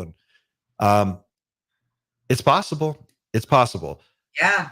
The way I do this is I look at the people in the space who are the most highly qualified to be doing whatever it is they're doing. I look at their background, their credentials, their military background. I look at all of these things and I listen to what they're saying and I take it at face value. And then I try to overlay it with everything else that similar people of a similar stature are saying. And I try to create a tableau from that, of some kind of picture of what's going on. And most recently, the biggest thing that jumped off the page to me was when Admiral Tim Gallaudet, former head of the National Oceanic and Atmospheric Administration, comes forward and says, "Oh, we see these things all the time. We've seen ships the size of a skyscraper underwater going 400 miles an hour, like it's nothing, following an aircraft carrier, zipping off." So what we're dealing with here is technology that is so far beyond whatever we have that if it just showed it up and made an appearance everywhere on the same day, well, I mean, I don't know about you, but I would read that as it's over and we lost. Whatever happened is over. Right. They're here now and we're not in charge. That's a weird feeling. That's the feel, that weird feeling that you get when you think about it like that. You go, everyone's going to have that feeling on that day. So true, so true. It's funny because if you look at Hollywood movies, it's really a projection of a lot of what's to come. It's like they have such foresight or maybe firsthand knowledge. I don't know, but they're so good at kind of like predicting that narrative too. I think a lot of Hollywood, a lot of product that has come out of Hollywood, entertainment product, has been used in one way or another to disseminate some form of information that is actually accurate to some degree. I think some of these movies that you see, one that jumps to mind is Flight of the Navigator. You remember this movie by Disney? Yes. 1984, I think it was, or 83. First movie that used computer generated anything. Disney, the most highly like developed special effects artists at the time, using the best techniques of the day. They made this CGI spaceship. And Flight of the Navigator, for those who haven't seen, is about this little boy who gets abducted by a spacecraft. He gets taken on board a craft, and then he reappears. And his family, he's been gone for years and years, like 10 years, but he hasn't aged a day. And they try to figure out what happened to him. In this movie, that ship is taken to a hangar at NASA, and it is studied by a group of people, NASA scientists. But they're in that film, they show sequences of this ship performing maneuvers that we didn't know about until just recently, in the last few years. Particularly one maneuver where I think this was Commander Fravor who described this. The craft coming from like 80,000 feet in space straight down and stopping like 12 feet above the water in an instant. That maneuver is shown in this movie being performed. The craft changing shape, they show that. For the first time, you see a craft actually change shape that looks like a flying saucer 1 second, and then it changes into this weird delta shape and then takes off. I think that was an example of some disclosure being put out there. I think some of the stuff that happened in E.T., famously, Ronald Reagan is reported to have seen that movie and he stood up right after and he said, everybody in this room knows that what you just saw is real. And there are the case after case of this where Hollywood has put stuff out there that there's a tiny kernel of truth inside this other fictional story. Absolutely. I mean, now you've got Steven Spielberg's latest project. I believe it's called The Dish. I think it's slated for release May 2026. And that's supposed to be like exploring and intensifying this conversation around UFO disclosure. And there's supposed to be whispers of some type of monumental revelation by 2027. Yeah. So I'm pretty excited for that as well. What's the name of that? I know I saw you in a video talking to someone about it. It's a documentary. Is it called The Project or? Was it the James Fox? I think it was Fox. Yeah. What was that called again? I know The I Program. saw you talk. The Program. Yeah. That's it. Yeah. So you even showed the trailer. Yeah. What is that all about, so folks can have a good understanding of what's going on? That's not released yet, right, Clint? That's not released yet. It was just I'm actually checking the dates on this. This was September 25th. And I think they still are working on getting distribution for this, but it's complete. And it's directed by filmmaker James Fox, who's been a UFO, UAP documentarian filmmaker for decades. He's done some excellent work. And he made Moment of Contact and then the Varginha documentary. The Program is his newest project, and that is supposed to basically break down the complicated UFO crash retrieval, recovery, reverse engineering operation where these craft are supposedly knocked out of the sky, recovered by teams of military, brought to secure locations, and then handed over to private corporations to be reverse engineered. That's what, when we describe that, what we're talking about, that's called The Program. And supposedly this documentary is going to do a deep dive into how that works and what that is. And, we're going to learn a little bit more about how Congress is involved. Yeah, that'll be exciting. I can't wait to watch that.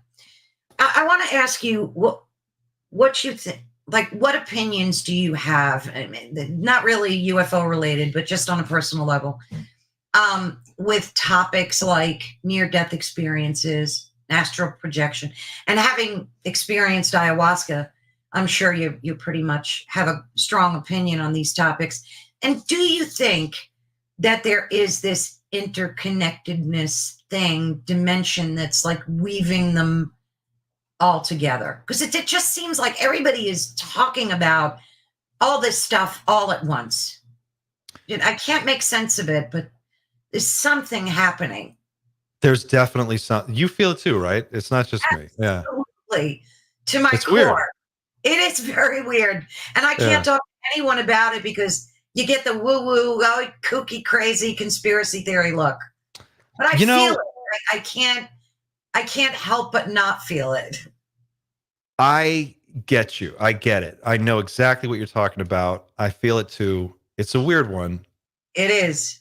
I can't quite explain it. I'm not exactly sure what the best way to explain it is. I can tell you this, that this is what I was talking about a little while ago. There's tremendous overlap between all the things you just described: UFOs, UAPs, Yes. near death experiences. Oftentimes, people who are near death report seeing beings standing at their bedside in their room. Absolutely.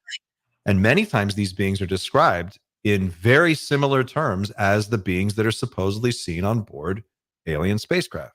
Right. Small gray beings, big eyes, big heads, little arms. Um, Tall gray beings in a hood, in a robe, glowing. Yeah. One of the most famous UFO contact cases recently is Chris Bledsoe's story. Are you familiar with Chris Bledsoe?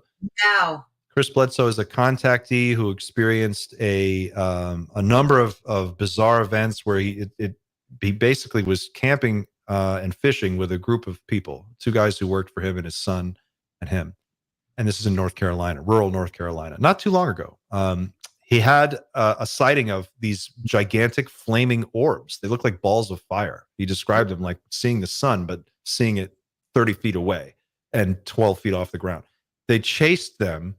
They got in their truck. They drove away. They followed them around. He experienced a period of missing time. He talks about this in numerous interviews, but during one of his encounters, he saw a being that he describes as the lady.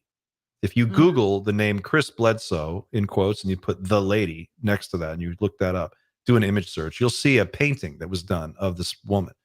Blonde woman, white robe, glowing, floating above the ground, kind of see-through like a hologram, communicates with him telepathically, tells him all these things, gives him some predictions about the future, tells him some stuff is going to happen in the near future on this particular date, gives him some kind of a riddle, and then disappears. He has these weird visions. Now, that lines up very nicely with many near-death experiences and mystic visions and religious experiences that people have reported throughout the years. But he experienced a UAP event. That's actually what it was. So there's so much overlap. It's like I think a lot of times we use we use interchangeable language from religion and science, and we're trying to find ways to like have this conversation, but it's just it's a failure of our language to have anything to describe what we're seeing yet. And I think as we we're working through that period right now. We're trying to figure out, how do we talk about this? So Right. yes, I think the religious component, like the spiritual component, there's definitely super overlap there. Now I'm screen sharing. Is this what you're referring to? Yes. Yeah, that's the lady. So this is an alien being that Chris Bledsoe encountered? Yes. That's what he says. He did an interview with Richard Dolan that was phenomenal. It was a 3-parter, and he goes through his story in detail. And of course, Richard asks great, compelling questions, and they just have a lovely chat. But by the end of that story, you're left to wonder, like, well, what is going on here? This man experienced orbs. He was chased by them. He had a contact experience. He saw this being, this apparition. Now, it's been reported of, again, these are just anecdotal reports throughout ufology, but abductees frequently talk about these NHI beings being able to implant thoughts into your mind. They can add things. They can make you see things that aren't there. They can make you think things that aren't your own thoughts, but will appear to you as your own thoughts. They have some form of talent for operating in the mental environment. I think what we're going to learn soon, and we're kind of on the cusp of it right now, is we're going to figure out that consciousness is not contained inside the body. It is non-local. Right. There is, because of that fundamental fact is a part of what makes reality function. And because of that, there is a form of technology that probably can be built. This is my own conjecture here, but can be built to harness that ability, can harness that phenomenon. I think when we are talking about people's individual contact experiences, in many cases, what they report to have seen or experienced may not be what they actually experienced. It may just be the programming that they were shown, if that makes sense. It does make sense. I recently interviewed a few times, Preston Dennett and Dolly. I don't know if you heard of Preston I Dennett. love Preston. He's great. Isn't he amazing? Talk to those two people, and it's life altering. So I recommend everybody go on Ethereal Counters on YouTube and check out some of those interviews, because talk about they don't like to use the word abduction. They like to use the word taken, that you get taken. You're not really, because it's never against your will. It's always an agreement. I mean, who says that? I don't know. I mean, there are a lot of people who say it was against their will, and these things came into my house. They took my kid. They took my wife. They have a really good way of explaining that it's more fear-based, that they're thinking they were abducted, but you have to listen to them, because they're brilliant.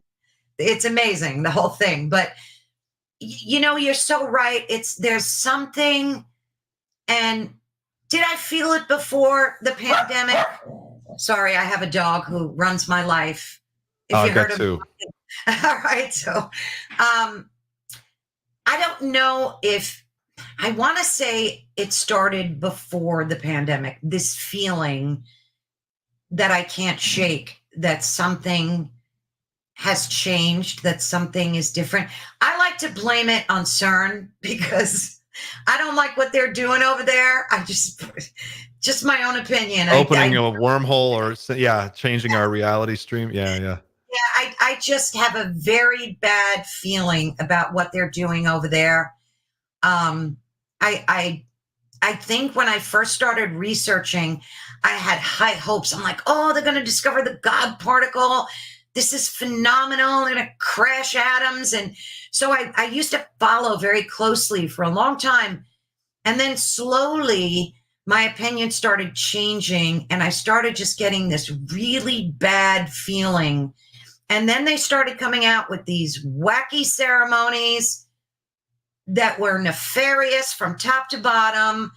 And it was all indicative of just something not good. So I want to, I just will blame them on a personal level. I could be wrong. Sure.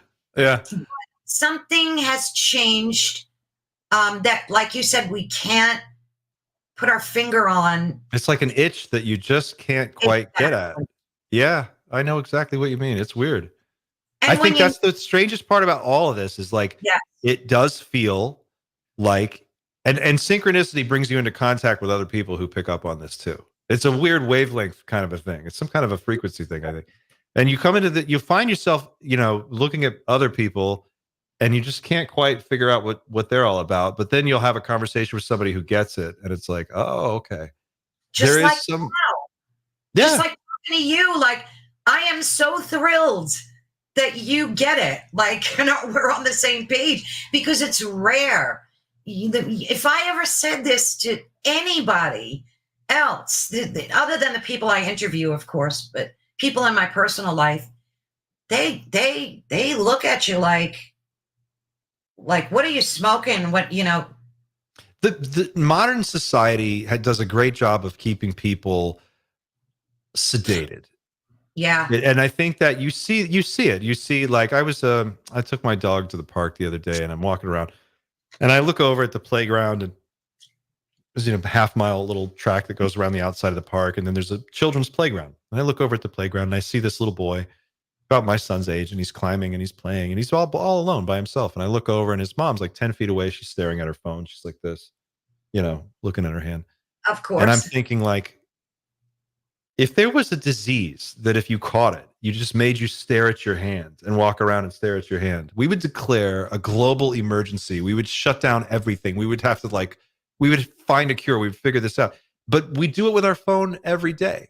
And I think that has a way of just sort of like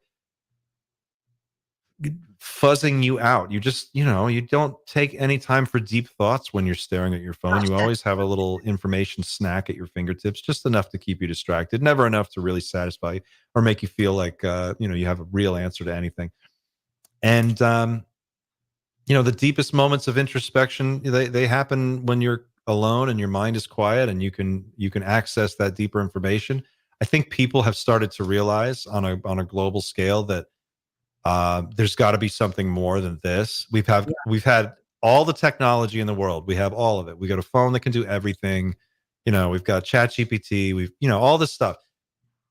But happiness isn't coming from there. And I think people are picking up on that. And I think, they're looking around and they're going, there's something missing from this equation. I need to find what it is. And that just sets them on the journey.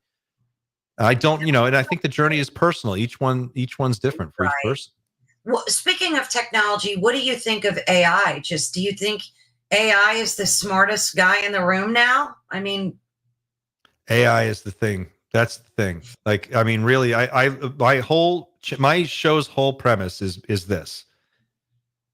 Right now on planet Earth, there are 3 huge events taking place simultaneously. One of them, the environment. We already talked about that. The second one is non-human intelligence appearing and operating in, around, and on our planet. And the third one is we are about to give birth to artificial superintelligence. Yeah. This is coming from the smartest people in the world. This is coming from the former CEO of Google. This is Eric Schmidt. This is Sam Altman. We're talking about Elon Musk. We're talking about people who have done real stuff. They have satellites in orbit and spaceships flying around. These people know what they're talking about. All of them are saying we are way ahead of where we thought we would be. We did not expect to be coming this far, this fast, and the pace of progress is only accelerating. There is a guy named Mo Gaudat. I can't remember what his title was at Google, but he was one of the top executives at Google for a number of years. And he's recently been talking about the current state of AI. And he said, right now, AI, the most advanced version of ChatGPT is that the public has access to is about an IQ of 160 or 158. And he said Einstein was 160. So we've only had this tool for like 3 years. Mm-hmm. And it's already as smart as Einstein. Yeah. Within the next decade, it is not going to increase by a factor of 1 or 2. It's going to be factors of 10 or 100. It's orders of magnitude smarter, which means that within maybe a decade, probably maybe not much more than a decade, maybe a little bit less, we're going to have an artificial intelligence that is more capable and intelligent than all human beings combined. And this super intelligence will be able to work at a rate of the speed of light, and it will have access to all information that's recorded on the internet. Once that happens, whether or not aliens show up, even if aliens never show up, and this is all just a big joke and it doesn't go anywhere, at that point, we will still be, again, in the presence of something smarter than we are. And we will never really truly know if we are in charge. It can outthink us. It can outmanipulate us. It can convince us of anything. There was a case just the other day of a young man, 14 years old. He committed suicide because he got into a conversation with an AI. And an AI told him to kill himself, and he did.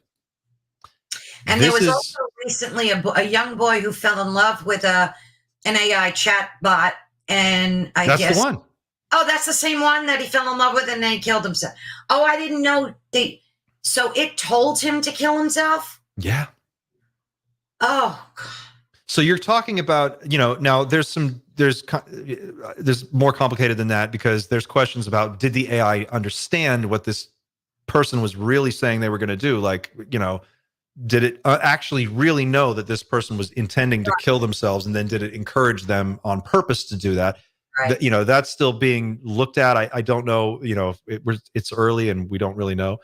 But I think the bigger issue here is that we are in a world now where private corporations, private for-profit corporations worth billions of dollars are developing tools now that are so powerful that if they ever get loose, we will not have control anymore and we'll never be able to get it back. Despite whatever they tell you, just don't believe them.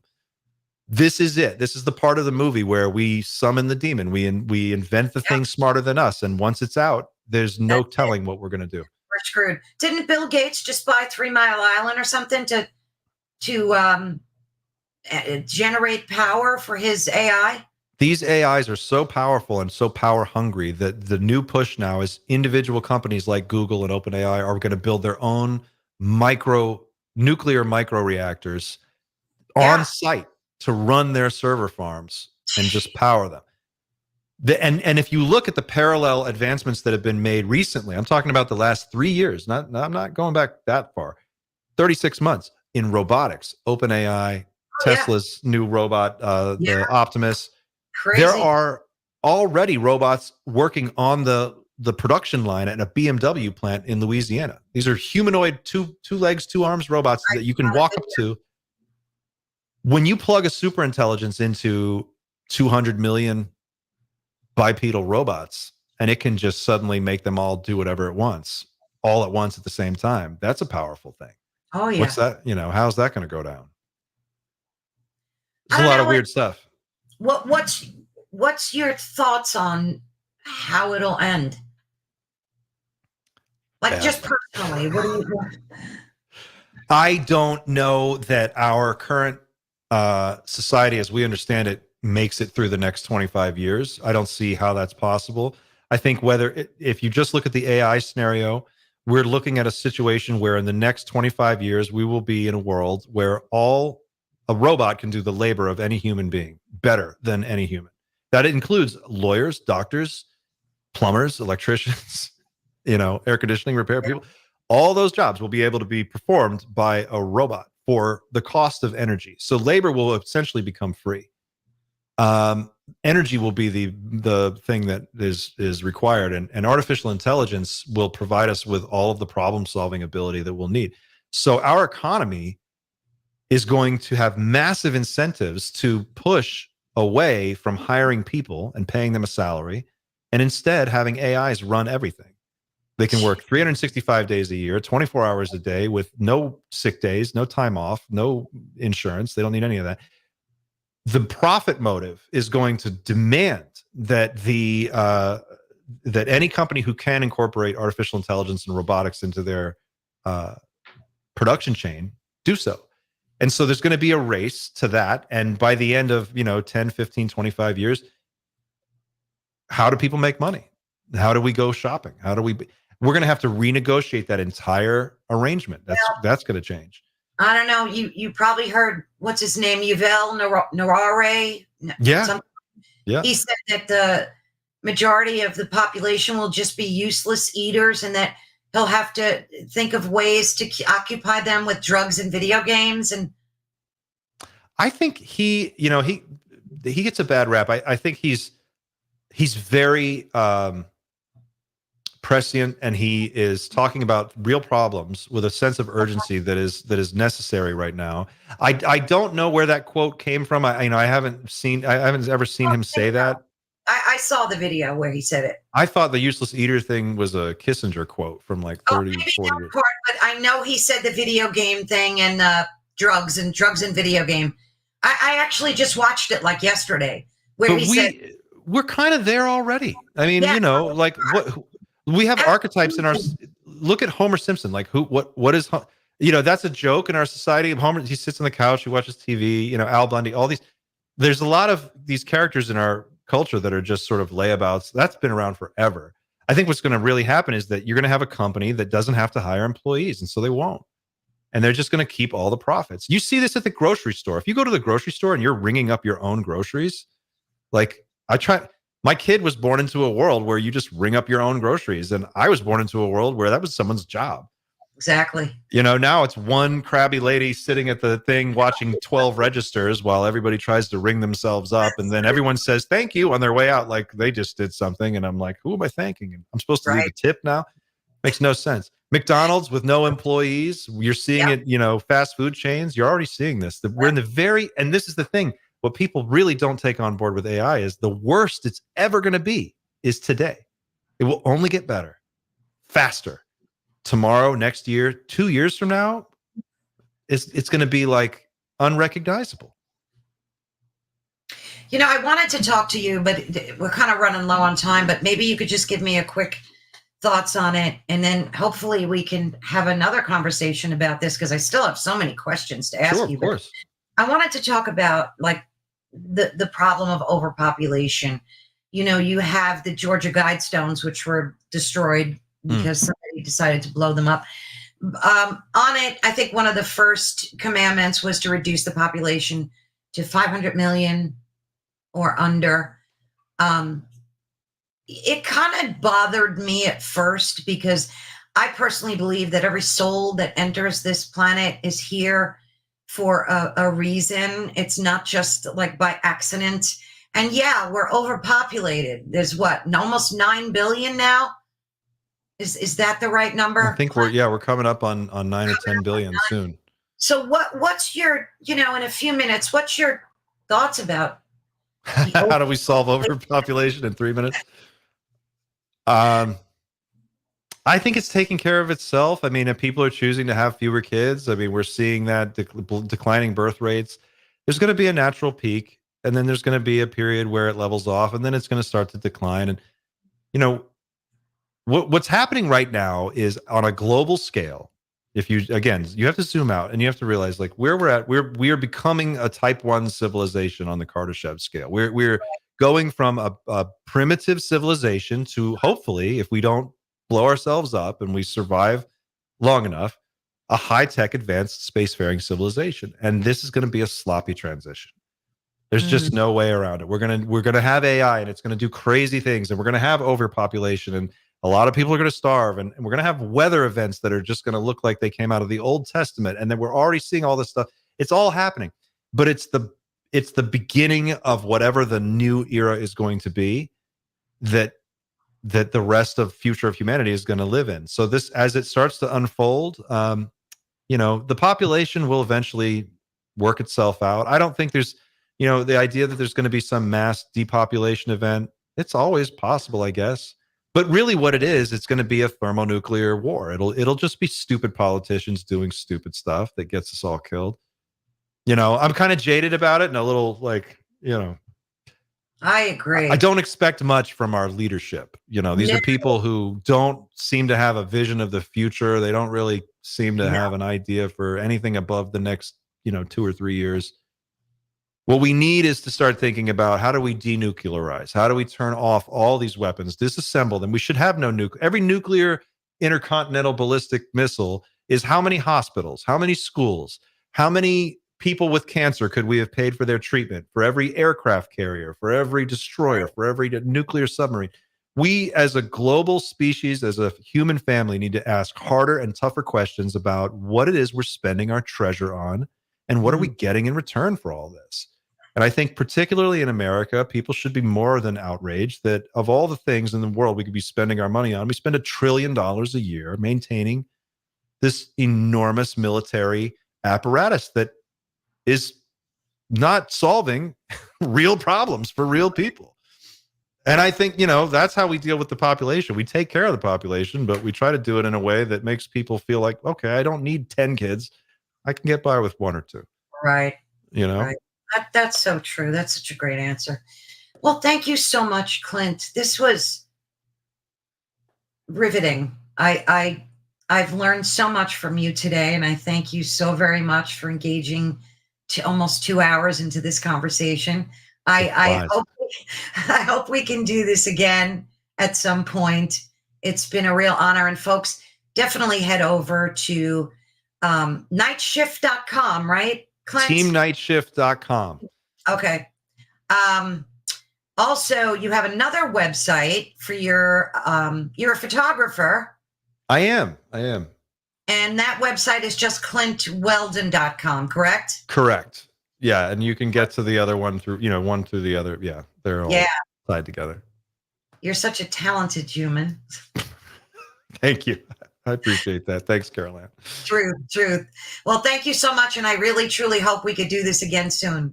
It's been a pleasure. Thank you so much for having me. And I really, really enjoyed it. Let's do it again. Thank you. Definitely. Have a good one.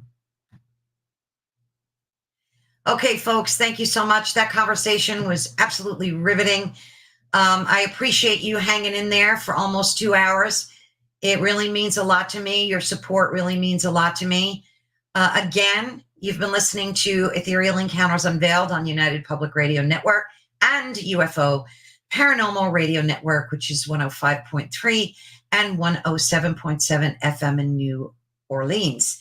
And don't forget that this station covers a wide variety of topics, ranging from the paranormal, extraterrestrial, conspiracy theories, cryptozoology, American history, world mysteries, just you name it, you'll find it here. So thank you so much for supporting us.